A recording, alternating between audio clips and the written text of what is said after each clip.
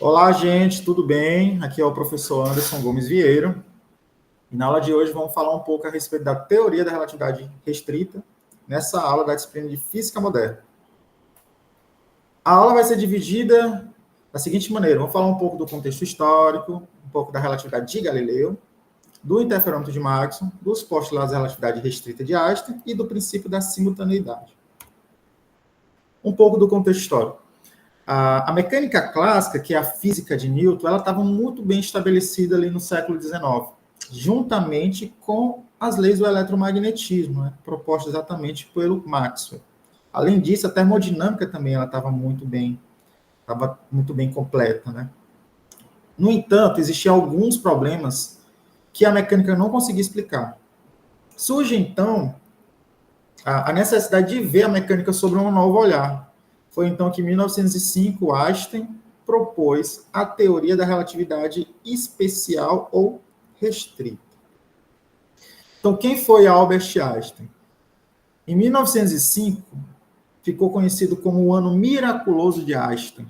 Por quê? Porque ele revolucionou aquela época, publicou vários artigos, e entre 3 artigos que ele publicou, um fala a respeito do movimento browniano, o outro fala exatamente da relatividade restrita, e o outro é o efeito fotoelétrico, que é exatamente o prêmio Nobel de Einstein.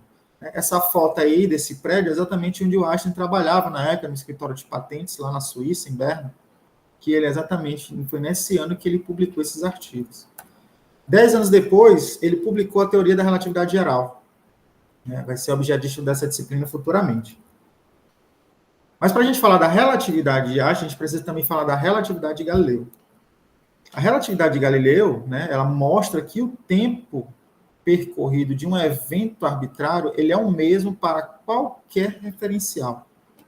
Isto é, na mecânica de Newton, na mecânica lá das leis de Newton, né, todos os observadores são simultâneos. Vamos levar em consideração o seguinte, vamos levar em consideração esse referencial aqui em verde, ele se desloca a velocidade v em relação a esse outro referencial aqui.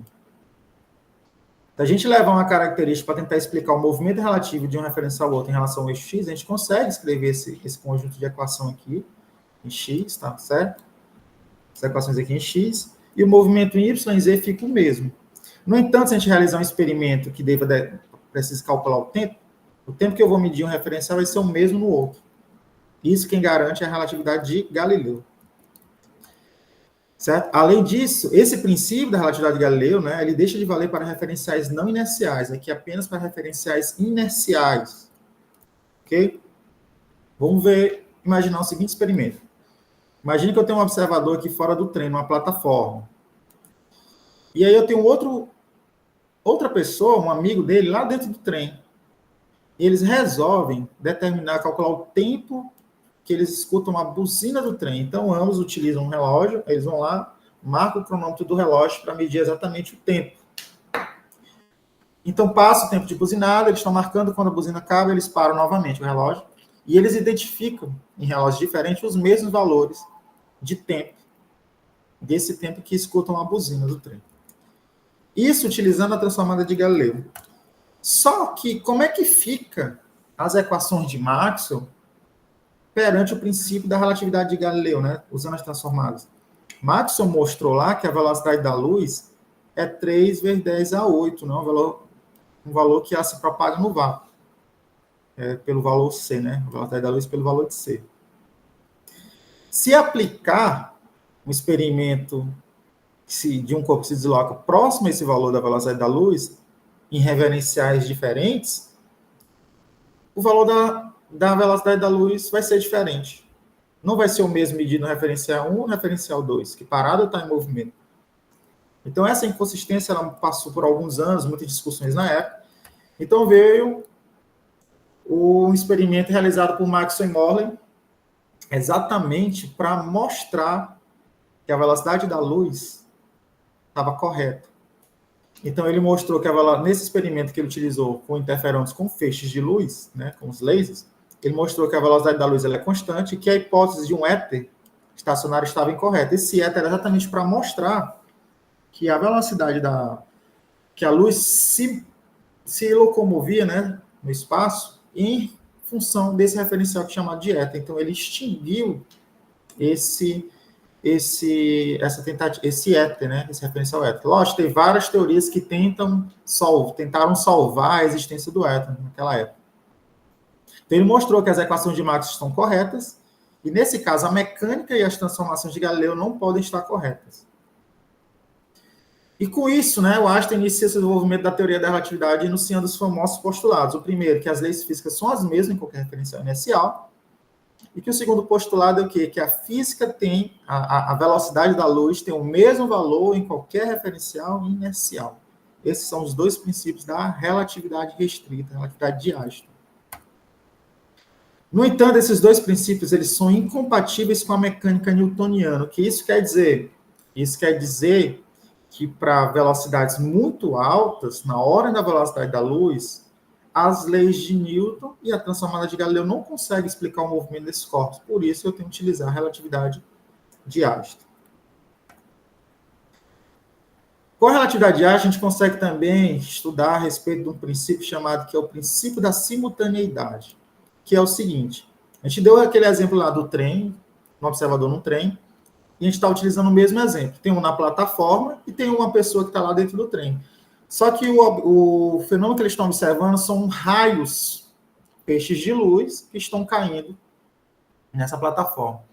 E o referencial que está aqui fora, ele está identificando que os raios caem ao mesmo tempo, um na frente e outro atrás. E a luminosidade chega ao mesmo tempo nos olhos dele.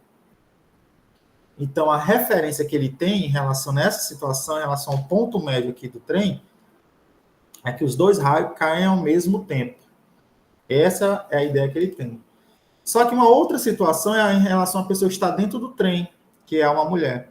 Para ela, o raio da frente caiu primeiro, depois o de trás. Por quê? Porque ela se desloca com a velocidade próxima à velocidade da luz, e o raio vem em direção, aquela frente de onda vem em direção ao rosto dela.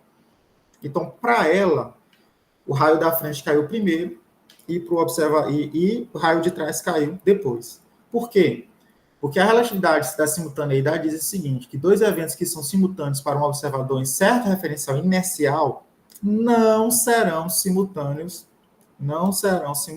em nenhum outro referencial que esteja se movendo em relação ao primeiro. Se a gente for fazer um breve resumo a respeito da mecânica clássica e da teoria da relatividade, na mecânica clássica, nós temos aqui o observador 1, o evento 1 e o evento 2, para eles podem ser simultâneos, e a velocidade lá máxima tende ao infinito e o tempo é absoluto. Só que na relatividade de Einstein mostra o seguinte, que eventos simultâneos, eles não podem ser simultâneos para dois referenciais distintos, que é o caso do exemplo aqui no trem. Então, a velocidade máxima na situação na relatividade é o valor da velocidade de C, que é o valor da velocidade da luz, e o tempo, nesse caso, ele é relativo. Né? Então, gente, é isso, tá bom?